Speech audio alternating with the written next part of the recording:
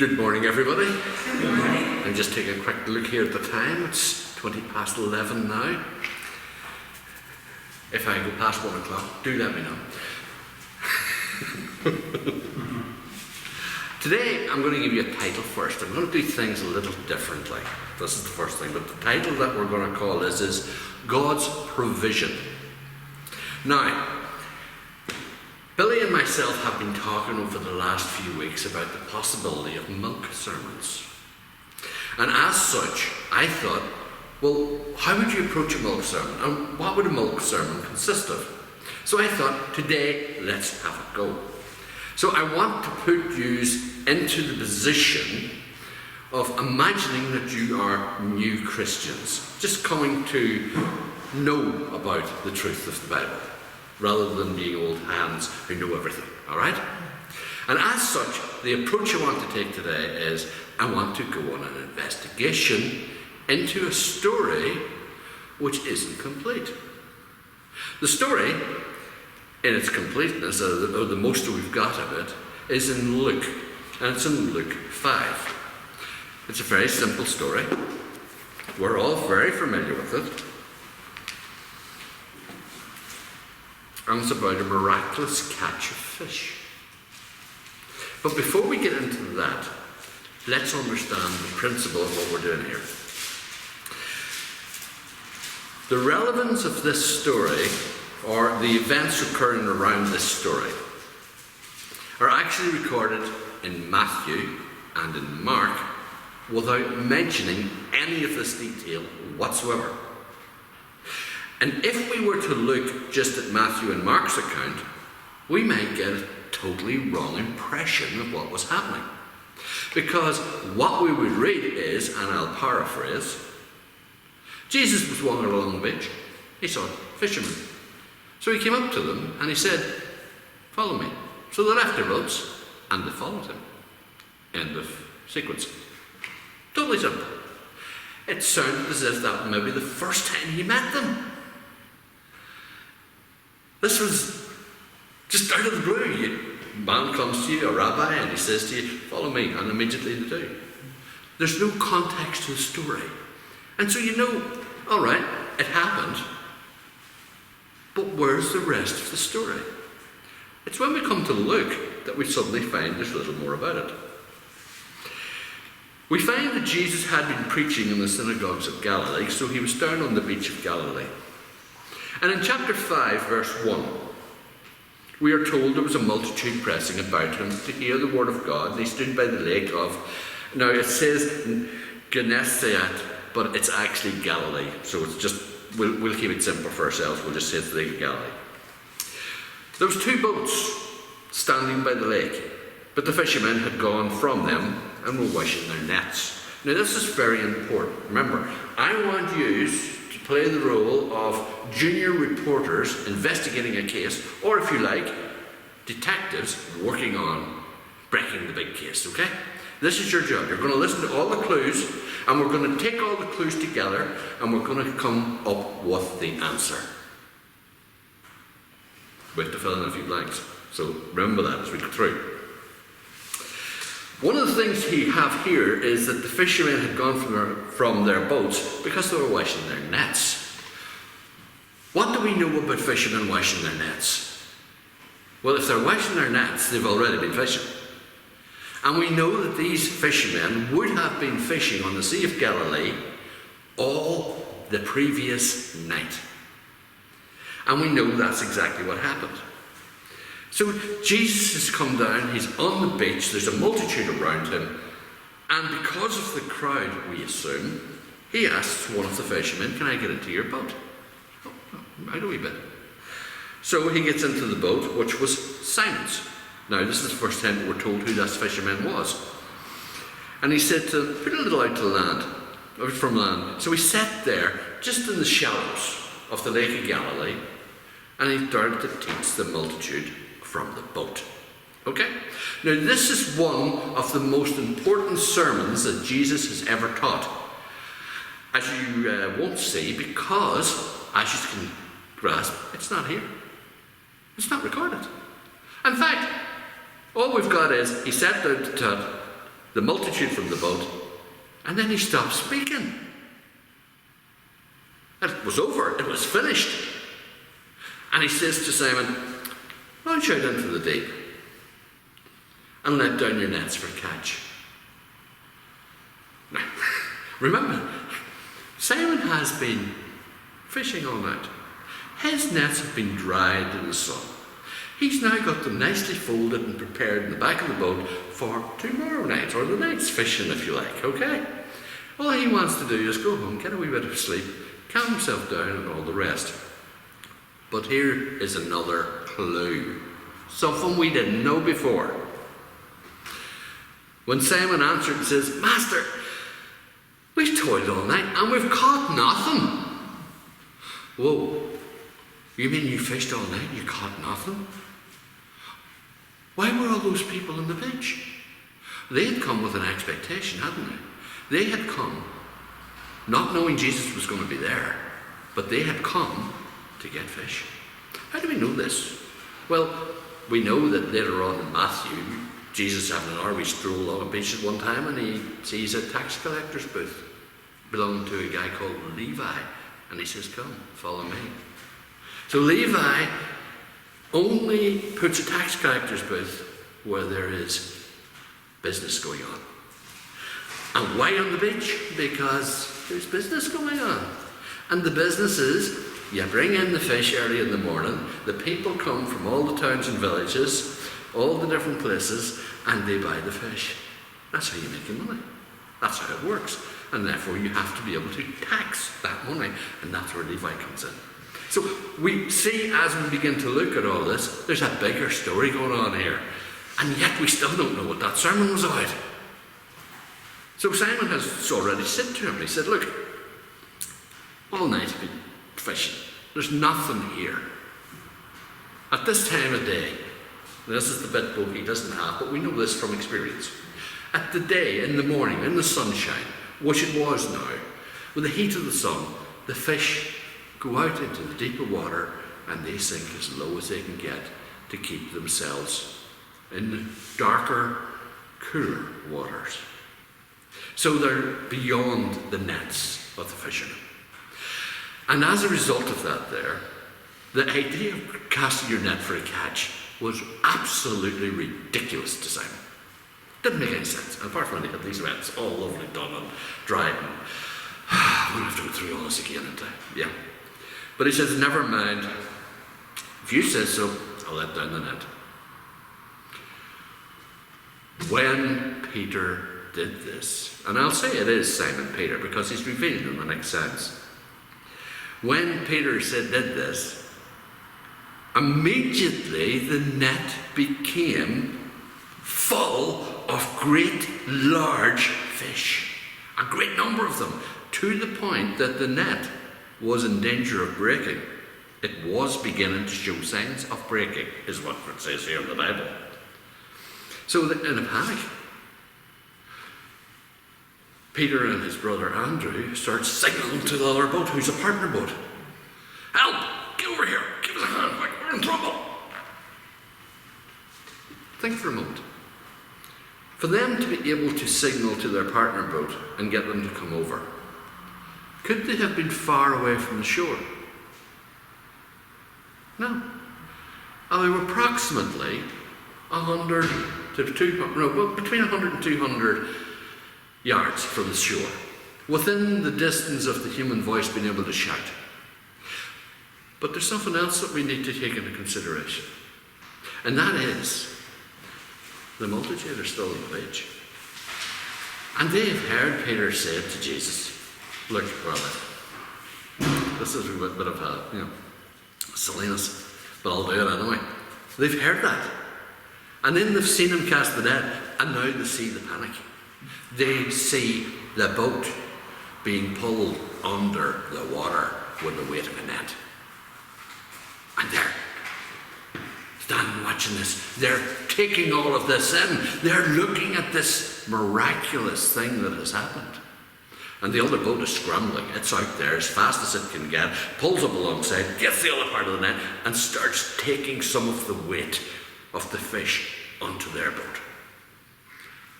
when they have emptied the net enough to drag it, both the boats are so low in the water they are in danger of capsizing, of being come right under the water. They're that full of fish. But why, if that's the case, did they not sink the first boat when the catch arrived? Well, that's simple. They weren't out in deep water. They were in shallow water. And the net was resting at the bottom of the... It was full, but it was resting at the bottom of the sea. Just 100 yards out. If you go to Israel, if you were in the position to go to the Sea of Galilee and you happen to find some of the wonderful beaches they have around there, and you take a wee dander out, guess what? You can happily walk out on the sands for quite some distance before the water gets too deep for you. And the reason for that is because it's laid out in a beautiful sandy shore, going out before it drops down into the deep. And the boats would have, as Peter was told out, he was only going out a wee bit. He didn't have to go out far before he dropped the net. But the net just fell to the bottom and filled with fish. It was the miracle that was happening. And the people watched this. And they watched as the boat brought back fish. But they also heard something else. It was because Peter had a rather unusual way of talking. He kind of shouted, a bit like a Tyrone farmer, if you know what I mean. Everything came out in loud, no volume control. And he looked at the rabbi in his boat, Jesus, and he looked at him and he said, "Get you away from me! I'm a sinful man!" And he was terrified. And over in the beach, what's going on? Is that the fight? What's going on? What's going on? What's going on? But they didn't. The people didn't hear the reply that Jesus gave to him. I am calling you to follow me. I'm going to make you fishers of men. Follow me. Our story ends there because we know that James, Simon, Peter and Andrew, James and John, left the fishing business at that point. They left the Father to look after all the different things, and they followed Jesus. But here's our mystery. While we can see there's a lot more information there, what was Jesus sermon about? Have we any clue? Well, let's revisit this. What was Jesus talking to the crowd about? Well, first of all, we have established that a crowd that were there, the multitude, were not all there just because they had heard on the grapevine that Jesus was going to be there. They were there for another reason, and the reason was they wanted to buy fish. When they got there, no fish. It's not good when you don't have fish because business is affected and all the rest. And it's really tricky. So when Jesus started to talk to them, and he's a bit of a celebrity at this time, they begin to realize, oh, hang on, So they began to listen, and he starts talking to them about the kingdom of heaven. How do we know this? Because at other times when he's around here, he's talking about the kingdom of heaven. So he's not going to change his modus operandi. And he starts telling them about, in the kingdom of heaven, God will provide your needs. He will meet everything you have to have. He will give you the proper rain at the proper time. Crops will not be attacked by insects or disease. There will be bumper harvests. There will be plenty of fish. There will be all of these things. And this kingdom, which we were telling you about, has already started to appear before you. And that's the good news that we're bringing to you today. The good news of the kingdom is what Jesus was teaching the people. And in the middle of the sermon, because let's understand something. We've often read how Jesus closed his preaching. He dismissed the people and sent them home. He didn't do that here. In the middle of his preaching, he stops speaking for a moment, turns to the fisherman and says, push out until we get a cast. Till we get a catch. So this was part of the sermon. This miraculous catch of fish is part of the sermon that Jesus is actually giving. And it had two purposes. To demonstrate that the kingdom of God was indeed among them in the form of Jesus. And that God does provide miraculously for everyone, as they all were able to meet their needs that morning. But there's another concept that we need to take into consideration. We know that Peter, John, Andrew, and James had all met Jesus previously. We know this because John let it slip. They used to be friendly with John the Baptist. And when John the Baptist had pointed out Jesus, they had started taking an interest in Jesus. So they knew about him. And so he said to them, stick around, see what's happening, spend some time with him. But he hadn't called them yet. It wasn't until now that he was calling them. But he had invited them to a wedding. And they had seen at that wedding a miraculous miracle happen, but it made no sense to them. They had saw Jesus turn water into wine.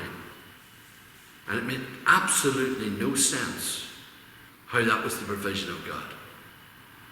So from that one miracle, they would not have followed Jesus.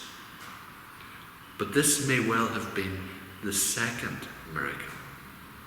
The one that brought the call. Because they needed to see that what they were trained to do, God could do better. They might have had to go out at night and wait all night dragging the leg, trying to catch elusive fish that they hoped would tangle in their net so that they could pull out 10, 20 at a time. That's what they hoped. And over the night you would build up your load and take it to shore and sell it. And that was how they made their living. Yet here was Jesus in a moment, in the middle of the day, on a shallow waters where there's no deep fish. It's impossible for the deep fish to be there in these numbers. Throw the net down, the net's full. So when we hear him say, follow me, he's also saying, I will meet your needs. When we hear him say, I'll make you fishers of men, he's saying, when you do it my way, when you follow my principle, and you realize I will bring them to you simply to bring onto the boat. That's all you have to do. All you have to do is bring them onto the boat. One of the things we need to learn from this, more than anything else, is a little thing in Matthew. I want you to turn to it for a moment because it is something of importance.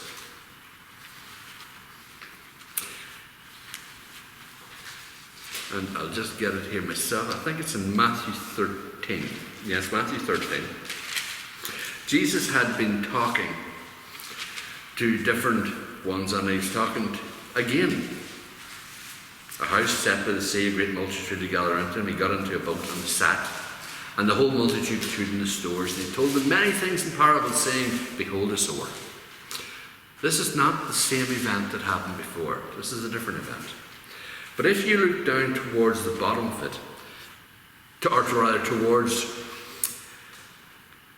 verse 16, we see that Jesus has been asked by the apostles, or the disciples, why do you always talk to them in parables? Why don't you simply tell them what's all happening? And Jesus has explained, no, it's not for them to hear or perceive. It's for you to hear and to hear. And he says, blessed are your eyes, for they see, and your ears, for they hear. Because I tell you, many prophets and religious people desired to see what you see and didn't see it, and hear what you hear. And then he went on and he explained all of the parable to them.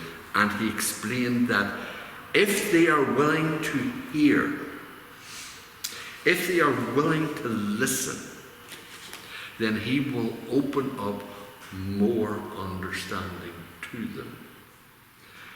Not just hear what it says, but study it, dwell into it, investigate it further. And that's why you, as junior reporters or detectives, have been doing this morning. You have been investigating further so that you can get more out of what Jesus said and learn who he truly is. There's one last scripture. We've got to turn to it. We can't avoid it. You see, this miracle was so important with the sermon it was come with and all the rest that the disciples never forgot it. But in John, and we'll just get to John, takes a moment. It always hides after Matthew, Luke for some reason. In John,